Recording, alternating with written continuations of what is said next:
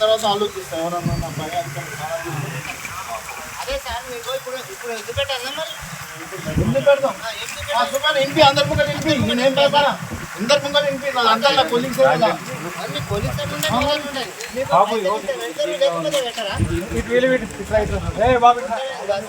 ప్రతి వాయిస్ రికార్డే ప్రతి వాయిస్ రికార్డే మాట్లాడింది వాయిస్ రికార్డే ఫోన్లో వాయిస్ రికార్డే ఏంది గ్రామ పంచాయతీ సెక్రటరీ పని చేసుకుంటాడు గట్ల చేస్తాడా ఎన్నిసార్లు ఫోన్ చేసినా ప్రతి వాయిస్ రికార్డ్ వేస్తే ముందు ఫోన్ చెప్తారా అదే కాళ్ళు మొక్కుతున్నాం పైసలు టేబుల్ సార్ ఒక్క నిమిషం పైసలు టేబుల్ మీద పెట్టకపోతే 5 లీటర్ నోట్ ఇస్తాడు మేము ఎందుకున్నాం సార్ మేము మాకు పని చేద్దాం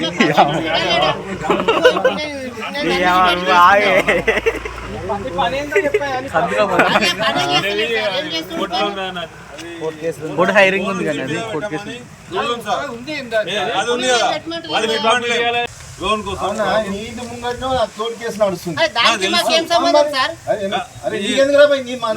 నేనే మాట్లాడతా నీటి ముంగట్నే కేసు నడుస్తుంది అది 244 సర్వే నెంబర్ ఇంజక్షన్ ఆర్డర్ తీసుకున్నాడు మళ్ళీ నువ్వు రేపు సర్వే కానీ ఏం కానీ ఏ సార్ గ్రామ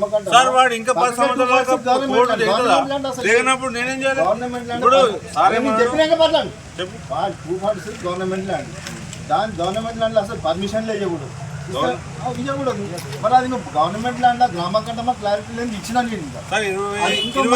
నుంచి కరెంట్ బిల్ కట్టుకుంటూ వస్తున్నా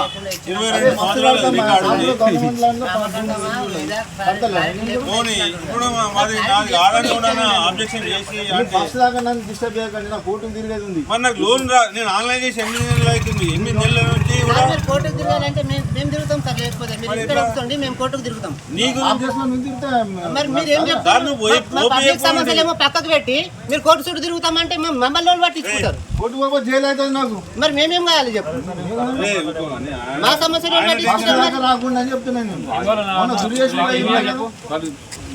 పర్సనల్ ప్రాబ్లమ్స్ ఉంటే మమ్మల్ని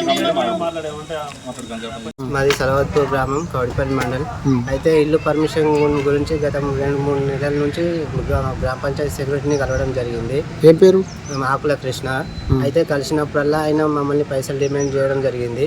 అయితే లేని వాళ్ళం సార్ ఇట్లా మేము ఇల్లు కట్టుకొని వీడికి ఇబ్బంది పడుతున్నాం పర్మిషన్ ఇవ్వమని అడిగినాము. పేపర్లు తీసుకుపోయి 1,00,000 పేపర్లు ముంగడ పెడితే సిగ్నేచర్ వేయడానికి 1,000 రూపాయలు డిమాండ్ చేసింది సార్. 1,000 రూపాయలు లేవంటే పేపర్లు టేబుల్ మీద పేపర్లు బయట మొక్కేసింది. ఏడుపు వచ్చింది. ఎవరు కాలు మొక్కే పరిస్థితి దాకా తీసుకొచ్చుకున్నాం. లేకున్నా కానీ మా 2 పిల్లలు ఉన్నాయి. ఇప్పుడు నేను ఆటో మెకానిక్ పని చేసుకుంటా ఏదో కష్టపడి బతుకుతున్నాం. అవే పైసలతో ఇల్లు కట్టుకున్నాం. ఏదైనా లోన్ లేపుకుందామని పేపర్ల కోసం వస్తే సంతకం పెట్టినప్పుడల్లా 1,000 రూపాయలు తీసుకుని దగ్గర 3,000 దాకా తీసుకుని ఇప్పుడు హౌస్ ట్యాక్స్ బ్యాక్లాగ్ మీద సంతకం పెట్టమంటే 5,000 డిమాండ్ చేసిండు. నా దగ్గర ప్రూఫ్తో సహా ఆయనతో మాట్లాడిన ప్రూఫ్తో సహా ఆడియో రికార్డింగ్ ఉన్నాయి.